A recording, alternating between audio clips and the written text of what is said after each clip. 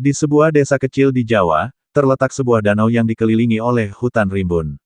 Danau itu dikenal dengan sebutan Rawa Kembang. Legenda setempat mengatakan bahwa danau itu dihuni oleh roh seorang wanita bernama Sari, yang tewas tenggelam bertahun-tahun yang lalu.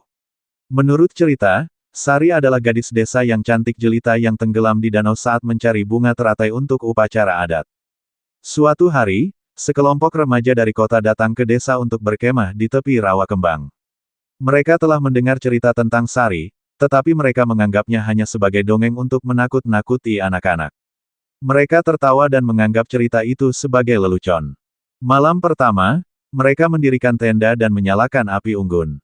Suasana ceria berubah ketika Bayu, salah satu dari mereka, mulai merasakan ada yang aneh. Ia merasa ada yang mengawasi mereka dari dalam hutan. Ketika ia menceritakan perasaannya kepada yang lain, mereka hanya menertawakannya. Ketika malam semakin larut, kabut mulai menyelimuti danau dan suara gamelan terdengar dari kejauhan. Rani, teman Bayu, merasa penasaran dan mengajak yang lain untuk mencari tahu sumber suara tersebut.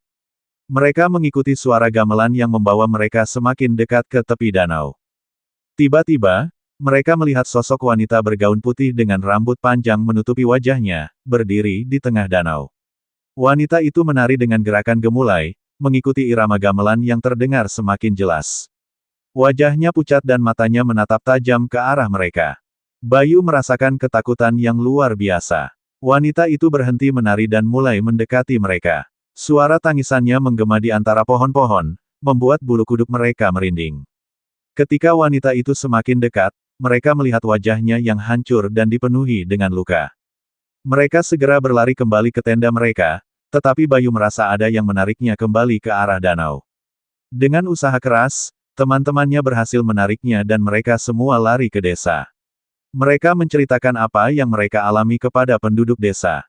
Keesokan harinya, penduduk desa melakukan upacara adat untuk menenangkan roh Sari. Mereka membakar dupa dan melantunkan doa di tepi danau.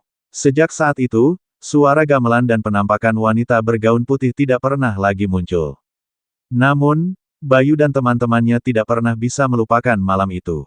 Setiap kali mereka mendengar suara gamelan, mereka teringat pada sosok Sari yang menari di tengah danau, dengan mata yang penuh dendam. Danau Rawa Kembang tetap menjadi tempat yang diselimuti misteri dan ketakutan, di mana roh Sari masih mencari kedamaian yang tak pernah ia temukan.